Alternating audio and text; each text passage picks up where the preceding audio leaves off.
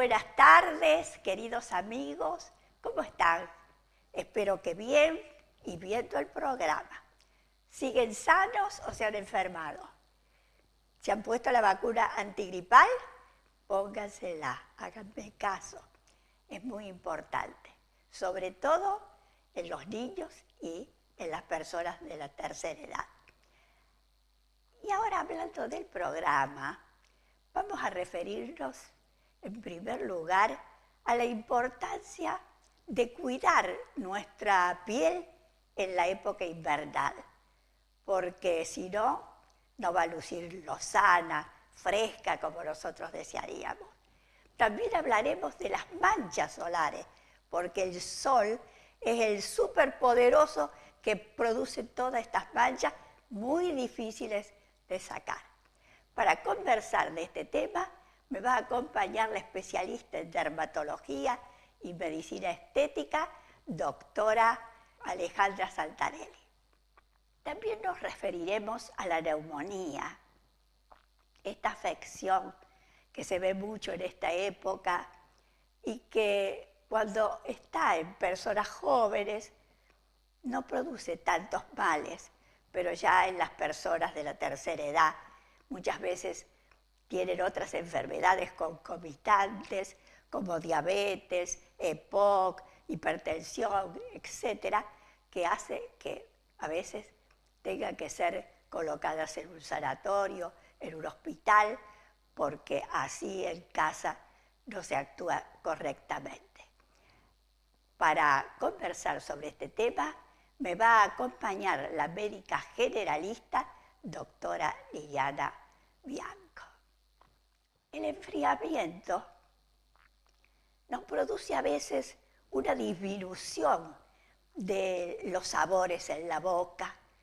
Y no solamente es eso, también actúan acá la falta de dientes que presentan algunas personas de la tercera edad. Y claro, no tienen los dientes y entonces no pueden masticar bien los alimentos. Otra cosa que no los pueden luego tragar. Es decir, un montón de cambios que se van produciendo desde el punto de vista físico que hacen que las personas de la tercera edad cursen una neumonía a veces con mucha gravedad y tal vez al óbito. Para conversar sobre este tema me va a acompañar la licenciada en nutrición, Paola Palloncini. Como ven, creo que es un lindo programa que espero que vean desde el principio hasta el fin. Y ahora les voy a dar una noticia. Si ustedes no nos vieron, recuerden desde ahora que en Facebook estamos con Por Nuestra Salud. Entonces, búsquennos en Facebook, pongan Por Nuestra Salud y van a ver de nuevo este programa. Si no lo han podido ver por televisión, lo verán por la computadora. Muchas gracias. Me está acompañando esta tarde en la primera parte del programa la doctora Alejandra Santarelli, que es médica y además tiene los títulos de especialista en dermatología y en medicina estética. Muchas gracias por haber venido. Hola, Nieta, de nada. Y vamos a hablar hoy, no sé qué te parece, primero de cómo tenemos que hacer a la mañana cuando nos levantamos y tenemos que ir a trabajar, o si no tenemos que ir a trabajar, nos tenemos que quedar en casa atendiendo otras necesidades. ¿Y cómo empezás el día? A ver.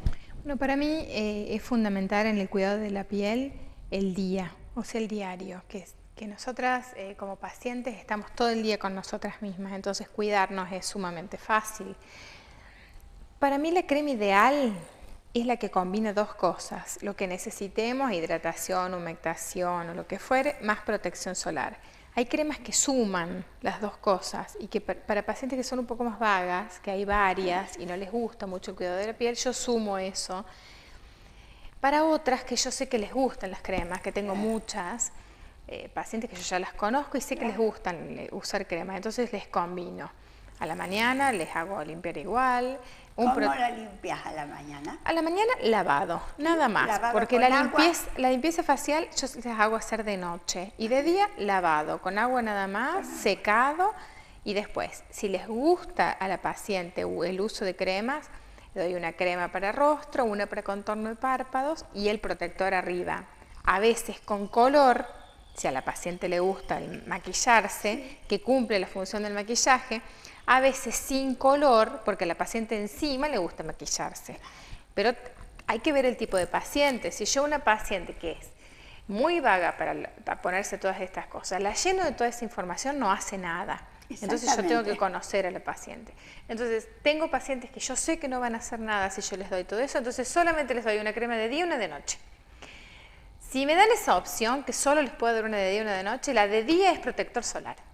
Nada más. El protector solar. Sí, yo prefiero que usen eso, porque el protector solar es como que aísla, hidrata, evita los rayos solares que producen tantas enfermedades y aparte de eso, con el uso prolongado, te predispone, te previene de un montón de cosas, de enfermedades de manchas, melasmas y todas esas cosas. Entonces, si la paciente es vaga, día protector solar solo y con eso me alcanza. Bien, a la noche te pones la crema nutritiva o la crema que vos les das y a la mañana siguiente uno observa que esa crema que se puso de noche todavía la tiene en el rostro.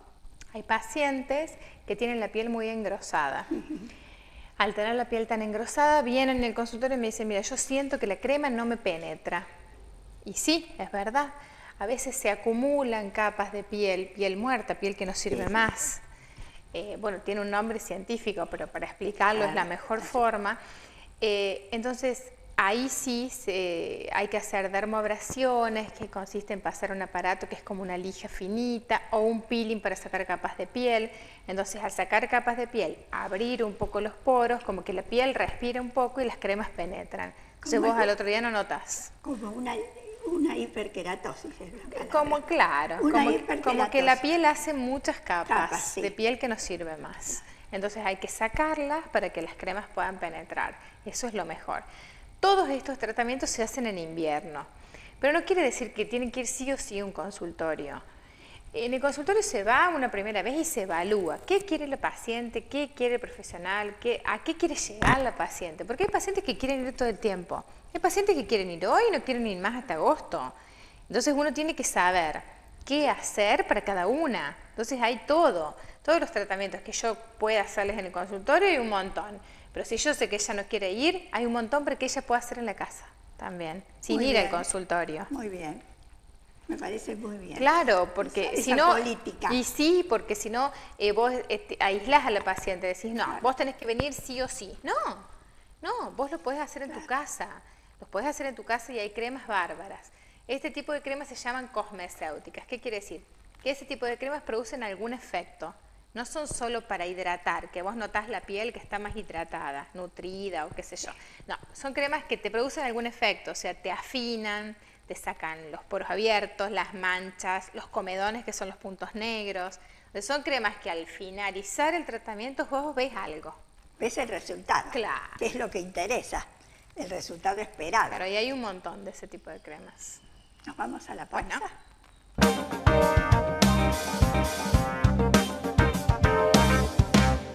Entonces ahora vamos a hablar de las manchas que produce el sol, porque generalmente él es el súper culpable de todas estas cosas. Sin dudas. Y también hay que tener en cuenta ciertas cremas o perfumes que contienen mercurio y que van a manchar la cara sobre todo. Sí, hay cremas, hay otros productos, hay medicamentos por vía oral. Hay un montón de productos que van a manchar y a veces hay cosas que el paciente se pone sin saber. Por ejemplo, el aloe vera es súper beneficioso para un montón de cosas que el paciente se lo pone y bueno, no sé si es tan beneficioso, pero el paciente siente que sí y yo he tenido casos que les ha manchado la piel, marrón. Sí, no, yo creo que no hay que ponerse algo de que uno no lo conoce. No, por supuesto, pero hay pacientes que se lo colocan y han tenido, ¿viste? Bueno, y vamos a hablar en primer lugar de una enfermedad de la piel diría yo, que es el cloasma. Cloasma del embarazo se le llama. O melasma, sí. Melasma, etc. Y en este caso, por ejemplo, las lesiones son alrededor del labio superior, lesiones más oscuras que el resto de la piel. Sí.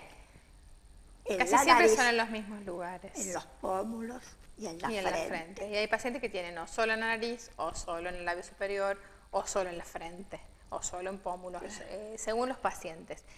Pero lo que sí es que el melasma complica muchísimo al paciente porque es totalmente antiestético. Y perdóname, y generalmente queda. Y generalmente queda. Ese es el problema, que vos, Sí. aunque emplees todos los medios que están a tu alcance, eso Es muy desilusionante el tratamiento. Muy desilusionante. Para el paciente y para el médico también. También, para los dos. Pero bueno, yo acá sí creo que hay que explicar mucho al paciente por qué se produce, cómo se produce, cuáles son las consecuencias, cuánto va a durar, cuánto va a estar. Porque tengo pacientes con un éxito tremendo, 20%. Y tengo pacientes que lo van a tener y a veces me cuesta 3 inviernos de tratamiento para sacarlo. Para cederlo, Claro. ni siquiera sacarlo. No, por eso digo. Ahora, siento que en las personas de piel más oscura se da más que en las personas de piel clara. Y hay un porcentaje que sí. Los libros dicen que sí. En la práctica diaria yo veo los dos tipos de pieles con melasma. Pero sí, en las personas de piel más oscura se da más. Se da más. Se da más y más oscuras las manchas. Más oscuras Más todavía. oscuras, sí. Y claro, es muy difícil sí, sacar una muy mancha. difícil, muy es difícil. muy difícil. Yo lo entiendo perfectamente. Y aparte está lo hormonal, que siempre está. También. Hay tanto hipotiroidismo ahora, y el hipotiroidismo agrava el melasma. Entonces, el hipotiroidismo, por más que lo tengamos controlado, las consecuencias las trae igual. Entonces, también aumenta mucho el melasma con el hipotiroidismo y otras enfermedades hormonales, un quiste de ovario, cosas que el paciente lo El mismo reconoce. embarazo. El embarazo lo complica un montón. ¿No ves que algunos le llaman cloasma del embarazo? Claro, gravídico del embarazo. Como si fuera solamente para ese tipo de mujeres. Sí. Bueno, el uso de anticonceptivos también puede ser. Empeora y es la causa, Claro. las dos cosas. En pacientes que puedo, yo les hago suspender los anticonceptivos, por supuesto, en directa relación con su ginecólogo y en acuerdo con su ginecólogo y viendo toda esa parte en pacientes más grandes y que ya tuvieron hijos y ver otras formas de cuidado para poder suspender el anticonceptivo que me impide totalmente en algunos pacientes que se cure el melasma. Entonces tengo que ir viendo las formas. Sí, pero es una enfermedad muy difícil, muy difícil de ¿Y tratar. con qué la tratás vos habitualmente? Generalmente no hay que agredir tanto la piel. Hay que dar, gracias a Dios la industria farmacéutica creció mucho en eso y hay cosas que están buenas, porque antes eran todos los productos que se necesitaban en diferentes envases, ahora viene todo en uno, o sea, todo la mezcla, un mix en una crema. Entonces, de día protector solar. El protector solar es como el aliado número 1. Si vos tenés protector solar 3 veces por día, cada rato protector solar. Y a la noche, que es una crema que tiene mezclado los 3 componentes, que son hidroquinona, ácido retinoico, kógico, bueno, tiene un montón de elementos que hacen que se despigmente. Por ejemplo, vos una vez dijiste acá que todas las marcas son iguales, más o menos. Sí. Y que, por ejemplo, para las personas blancas, con un 30 está bien. Sí. Si no van a pasar todo el día en el sol, ¿no? Pero para caminar. Sí, para el invierno, para el 30 invierno. está bien. O sea, lo aconsejable es sol nunca, en la cara al menos. Sí. Porque ya sabemos que es beneficioso para muchas cosas y me encanta el sol. Pero en la cara nunca. En la cara nunca porque trae tantos trastornos el sol. Las manchas de todo tipo, los léntigos, los lunares, tantas cosas y el envejecimiento facial, que las pacientes ahora se cuidan tanto que realmente el sol empeora muchísimo todo y hace envejecimiento más rápido.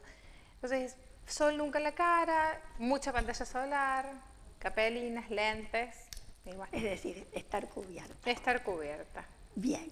Y ya que hablaste, así corto, vamos a hacerlo, de las queratosis, yo no sé por qué dije hiperkeratosis, que son engrosamientos de la piel, Sí. ¿no es cierto? Que generalmente pueden tomar distintas tonalidades, o más oscuras o más claras. Sí, dependiendo del tipo. Dependiendo del tipo. Que esto se da generalmente en personas ya grandes, ¿no? Claro, o sea, hay dos tipos, seborreicas y actínicas. Sí. Actínicas en directa relación con el sol. Sí. O sea, Por el eso, paciente que toma mucho hablamos sol. de esa. Claro. Bien. Yo estoy hablando de esa, Perfecto. de las actínicas. Cuando toma mucho sol durante la juventud, ese efecto es acumulativo. Acumulativo durante los años, y después de los 50, 60 años se traduce en la esqueratosis, que son estas famosas manchas chiquitas de tamaño que cuando uno las raspa pueden sangrar un poquito, que dejan un lecho ulcerante y que cuando se cura eso vuelve a salir la capa gruesa de piel. O sea, no se curan nunca, se repite el ciclo, se sale, sangra, y bueno, y hay que hacer tratamientos.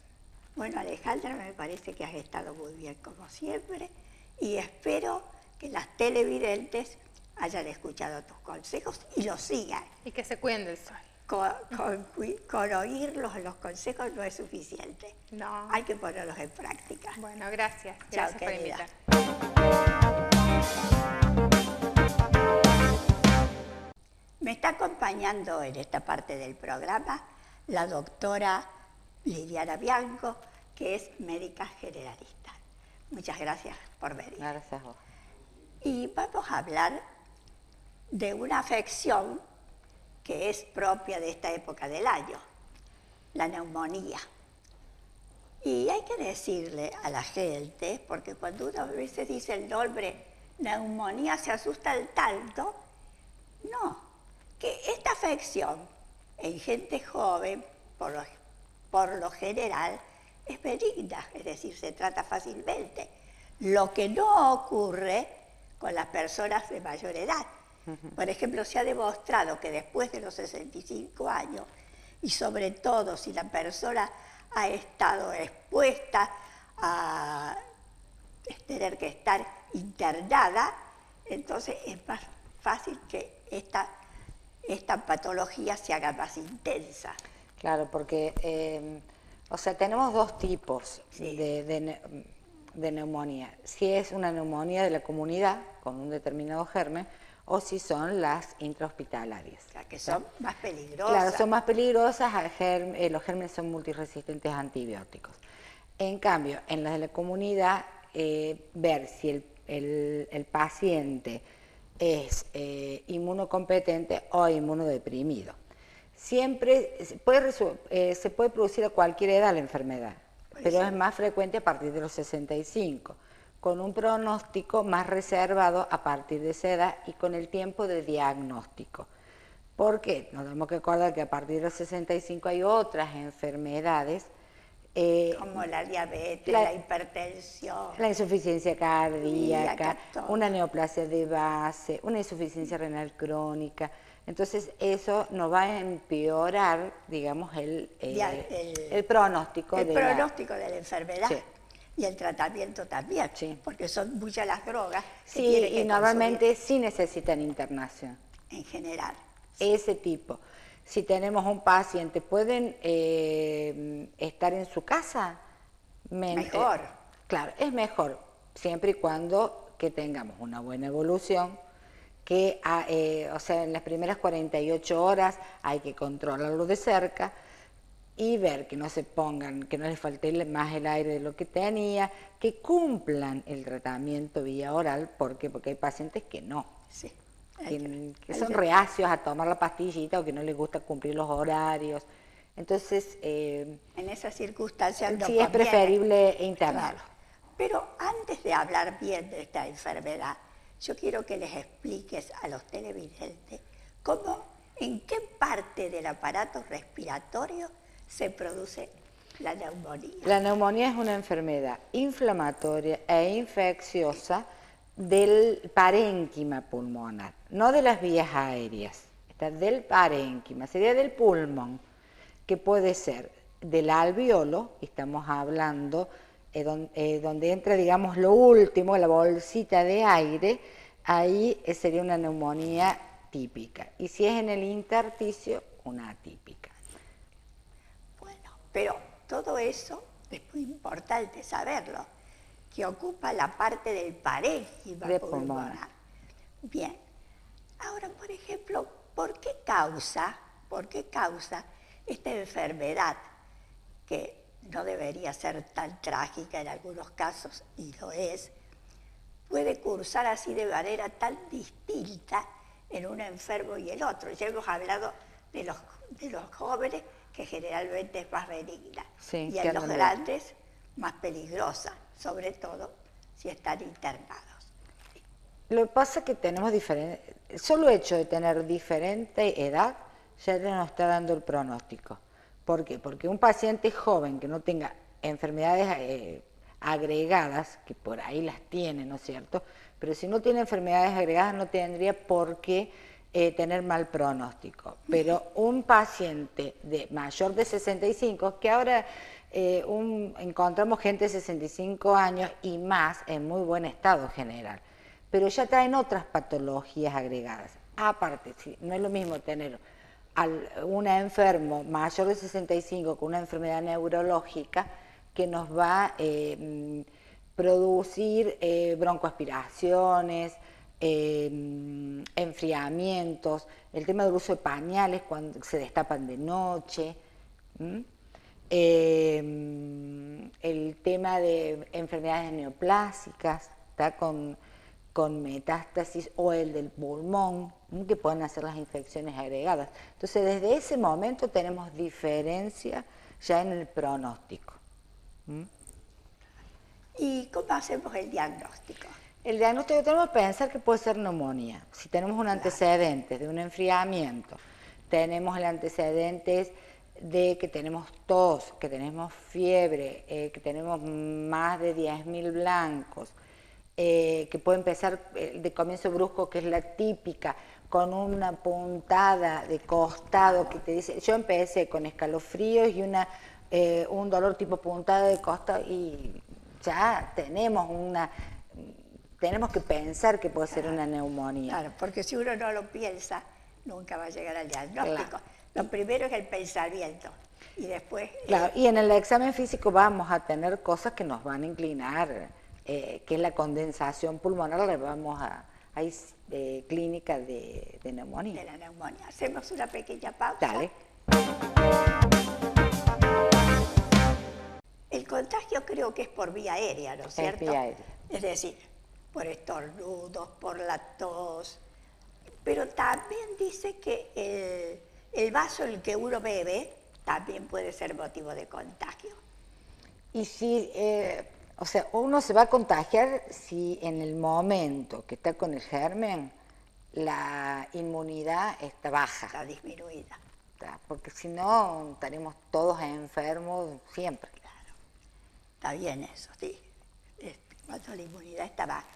Y en esas personas de la tercera edad, en general, la inmunidad no está baja. Está baja. Claro. Sí, porque por todas las otras enfermedades y por todas las otras cositas que vienen. Por ejemplo, los nonitos que están postrados, los que usan pañales y por ahí el cuidador no lo cambian, producen enfriamientos que se destapan de noche.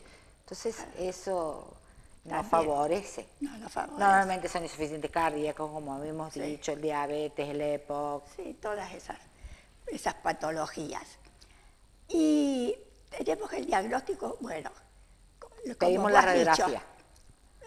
Primero, lo que ves vos del paciente, lo que dice el paciente, para hacer una buena anamnesis, para hacer un buen interrogatorio.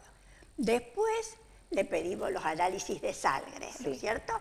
Ahí nos asombra porque vemos que tiene muchos leucocitos, glóbulos blancos, tiene como 20.000, y entonces yo le pido la radiografía de tórax, un frente y un perfil, dependiendo del sitio, y ahí podemos ver la condensación, que es, digamos, el pulmón se ve negro por el aire, y vamos a ver una mancha blanca, que es la condensación, que puede estar en los comienzos. También podemos ver que es el intersticio, no vamos a ver la condensación, sino que vamos a ver todo un infiltrado que nos habla de otro tipo de neumonía. Que es la neumonía la neumonía de las personas de la tercera edad tiene una característica que se parece en sus comienzos a la gripe. ¿Por qué? Porque tiene dolor ocular, tiene dolor de cabeza, tiene fiebre, poquita, a veces no, a veces sí. Y bueno, después de esos dolores musculares fuertes, puede tener también vómitos, diarrea, etc. Sí, ser inespecífico. Es inespecífica totalmente. Y si además, ¿no es cierto?, de la tercera edad tenemos una hidratación disminuida, que no tiene líquido para formar la condensación, entonces uno por ahí, o que no tiene tos ni expectoración, y uno puede hacer un diagnóstico erróneo y no pensar que tiene neumonía, o presentarse como una confusión mental. Y estar con un proceso infeccioso, no solamente a nivel respiratorio, porque hay otras patologías en otros sitios, abdominales por ejemplo, que no se muestran como la forma típica. Entonces uno siempre tiene que pensar más allá. Sí, hay que pensar siempre más allá de lo que uno ve. Sí, es así. El pensamiento tiene que ir más rápido. Sí. Y hablando de eso, ¿qué tratamiento le haces vos? Tenés la radiografía, ¿qué más le vas a pedir? Sí. ¿Le piden esputo siempre para ver el germen? No, ¿cuál es el problema? ¿Uno lo puede pedir? Sí, lo puede pedir. Hay que ver si el esputo es apto. ¿Por qué? Porque si no va a salir con flora y contaminado con gérmenes de la boca. Entonces tiene que tener determinadas características el esputo en cuanto a células para que uno pueda cultivarlo. Ahora bien, el cultivo nos va a demorar 48, claro. O sea, pero el antibiótico tiene que empezar apenas se hace el diagnóstico. Entonces haces antibiótico empírico pensando si es una neumonía típica o atípica, si fue por broncoaspiración, para pensar que sea un anaerobio. Entonces ahí hacemos el tratamiento empírico pensando en el posible diagnóstico. Bueno, pero ¿cuál es en general la droga que más se utiliza? Las penicilinas pensando en un neumococo. Siempre pensamos en el neumococo. En el neumococo primero. Claro.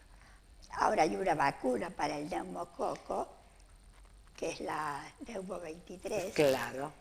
Que no tienen más que 13 digamos así, de los grupos de gérmenes, que es importante colocársela. Se decía antes que había que colocarla una vacuna cada 5 años. Lo que se hace es, independientemente de la edad, primer episodio de neumonía, inmediatamente lo resuelve, vacunar. ¿Está?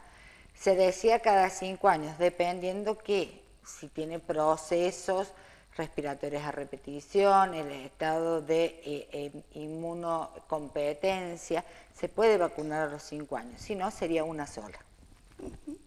Depende del paciente, claro. Pero ahora en realidad es una sola. Por eso depende de la situación. De la situación del paciente. Muy bien. ¿Y vos cuál penicilina das siempre? Hasta que llegue el esputo. Sí, y uno lo ve en 48 horas, ve el cambio. ¿Está? Las de vía oral, una asociación, un amoxi con un globulánico. Si por ahí tenemos la duda, podemos dar una claritromicina, se puede usar las levofloxacina, ¿sí? Dependiendo qué germen. ¿Qué germen? Pero se dan las penicilinas orales. Muy bien, querida. Ha estado muy interesante y creo que todos los televidentes van a saber ahora qué es una neumonía y cómo tiene que tratarse. ¿Y cuántos días se tiene que quedar en cama? La cama depende del paciente, pero 7 días por lo menos, ¿no es cierto?, que va a ser pensando en un neumococo sin complicaciones. 7 días de antibiótico y yo diría que adentro. Perfecto. No creo que tengan ganas de salir tan rápido. Muy bien. Muchísimas gracias, Liliana. Muy lindo. Yo me voy a la pausa. Usted, por favor, no sea parte del 6.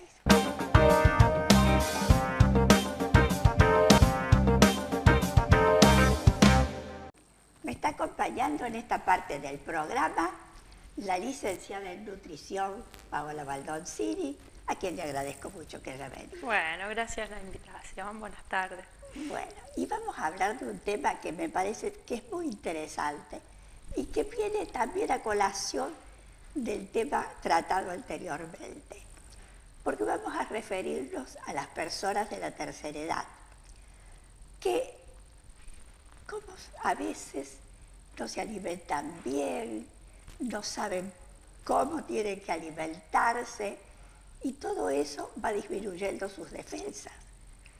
Es decir, que ya uno tiene como algo escrito que las personas de la tercera edad ya tienen deficiencias para comer. ¿Y para comer por qué? Porque cuando vos comes, si los dientes no están íntegros, si falta, es difícil masticar y también tragar, y no pueden caminar mucho. Es decir, hay una cuestión de varias cosas que se encuentran en la vida y que los perjudican mucho desde el punto de vista de la alimentación. Así yo te voy a preguntar, ¿cuántas calorías tiene que tener la alimentación de un anciano?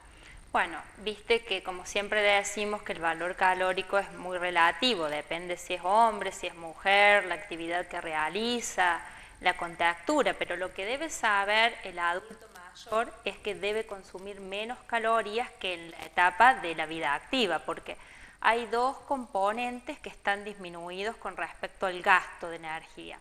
Uno son los cambios en la composición corporal que vamos adquiriendo a lo largo de la vida, vamos ganando más masa grasa y disminuyendo la masa muscular, que es la que gasta más energía. Y otra es la actividad. En la edad, el anciano es más sedentario, ya sea porque tiene una vida más relajada, porque tiene alguna incapacidad para realizar actividad física. Entonces, más allá de cuántas calorías, lo que debe saber es que se consumen menos cantidad. Entonces, frente a eso, hay que saber seleccionar los alimentos para poder cubrir todas las vitaminas y minerales que requieren para mantener y preservar el estado de salud. Claro, es muy importante eso. Claro. Es muy importante. ¿Y qué alimentos vos darías en una lista así para los ancianos? Bueno, teniendo en cuenta eso que has mencionado, los problemas de dentición, de deglución, también viste que va acompañado de constipación, de gastritis, dieta blanda, a base de sopas, de consomé, de caldos preparados con verduras, sin productos en conservas, sino todo natural por el alto contenido de sodio que tiene. Verduras sobre todo combinadas con huevo, por ejemplo en tortillas de zapallito, de espinaca, de acelga, que también es blando, es nutritivo, combinados por ejemplo con carnes magras, por ejemplo un zapallito relleno con carne molida, una berenjena, un pimiento. Entonces vamos optimizando el valor calórico y nutritivo del plato en una alimentación blanda y que contiene todos los nutrientes en la medida que se pueda.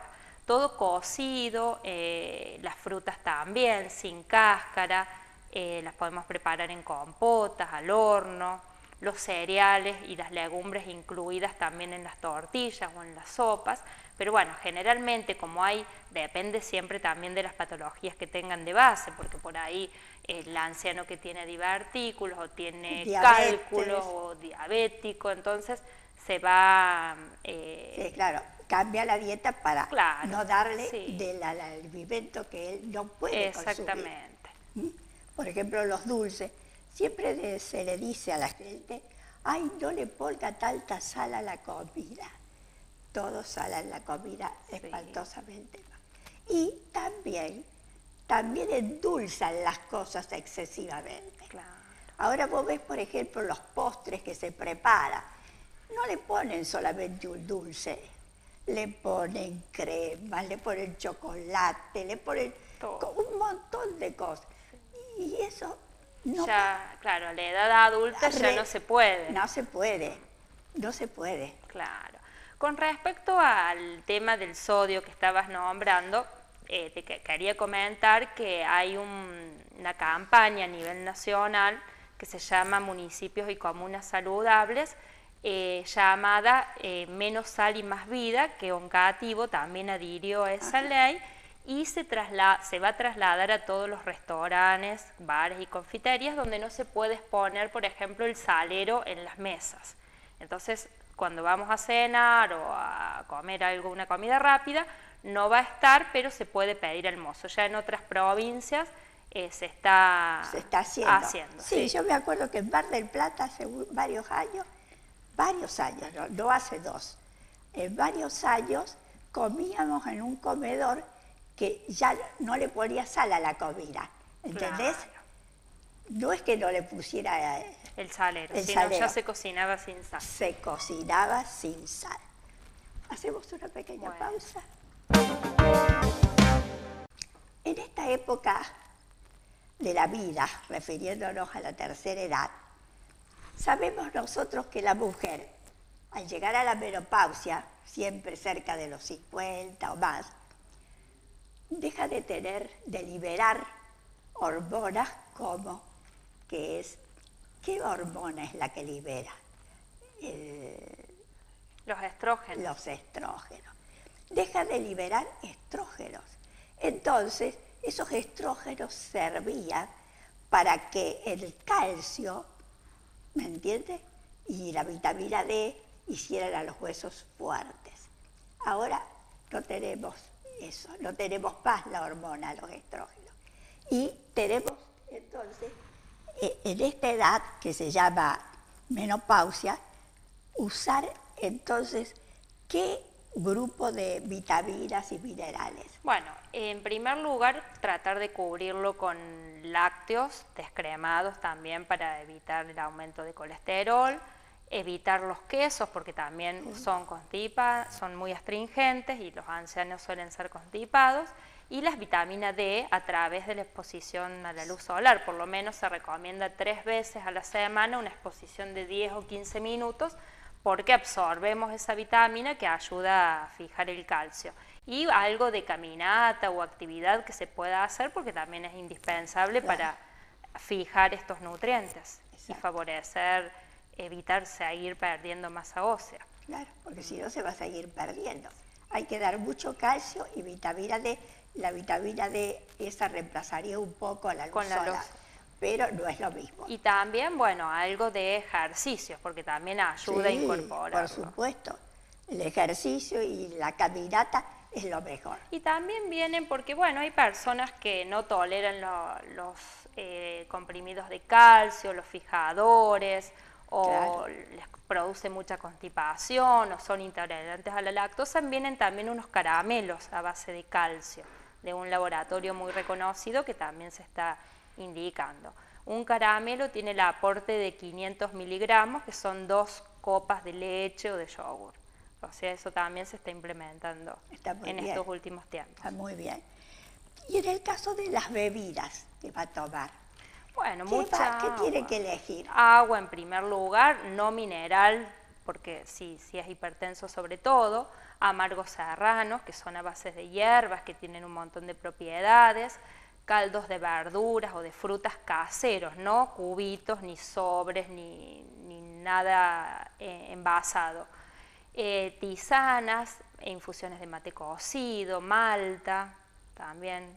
Se puede cubrir con bebidas frescas o calientes. Sí. Lo importante es que se aporte, porque a veces el reflejo de la sed está disminuido por alguna medicación, sobre todo los ansiolíticos, los tranquilizantes, que disminuyen ese reflejo. Claro, hay que ver qué remedios está tomando el enfermo para saber también, porque hay algunos remedios que actúan desfavorablemente en ese aspecto, ¿no es cierto? Claro, no tienen sed y llegan a veces deshidratados. Exactamente.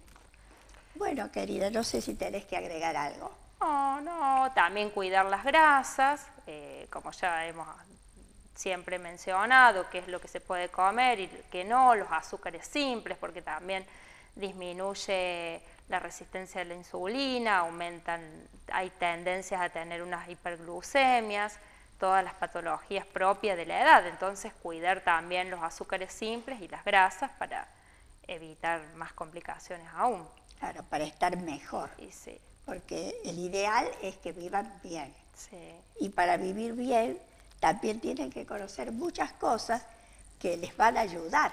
Sí, ¿No es cierto? Y bueno, y también el tema del hierro para prevenir la anemia, una porción de carnes al menos una vez por día en estas preparaciones de licuados, de sopas, de vegetales rellenos, para también evitar esa otra complicación. Muy bien, Paola. Te agradezco Bueno, mucho. gracias. Mis queridos amigos de Oncativo y de Oliva, espero que el programa que he traído les haya gustado tanto como a mí. Les digo hasta el próximo martes, si Dios quiere, con un beso muy grande para todos.